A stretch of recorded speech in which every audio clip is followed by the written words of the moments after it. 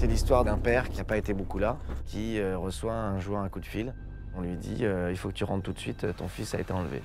C'est un homme civilisé qui plonge dans des choses terribles qui font qu'il devient un animal.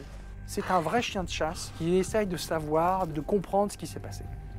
Ça faisait très longtemps qu'on parlait de ce projet avec Christian. On a discuté d'un concept fou. Très vite, j'ai eu envie de proposer à Guillaume Canet de se mettre finalement dans la peau du personnage. Je lui ai dit, voilà Guillaume, c'est un mec qui sait rien.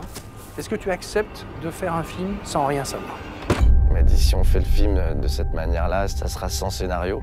Moi, j'avais rien le droit de savoir, je parlais avec personne. Le soir, j'étais dans un hôtel à part, tout seul. Ils étaient entre eux, les techniciens n'avaient pas à me parler. J'arrive devant cette baraque qui est paumée, plein dans la neige. J'approche tout seul, puis là, je vois un mec sortir d'un tas de bois avec une caméra. Puis j'ai toujours la voix de Christian derrière. On monte les escaliers, on est dans le noir. Il y a le cadreur qui est derrière, on sait pas ce qui va se passer. Je suis complètement dans un état que je ne peux pas trouver en tant qu'acteur. Et c'est comme ça tout le temps, quoi. Les surprises que j'ai eues pendant le film, c'était dingue. On a l'impression de vivre complètement la situation. C'est des scènes qui sont fortes. Je m'en remets toujours pas, c'est-à-dire à chaque fois que j'en parle à quelqu'un, j'ai des frissons de repenser à ce que j'ai vécu en fait. En tant qu'acteur, j'ai jamais ressenti ça. Et pour ça, c'était une expérience extraordinaire.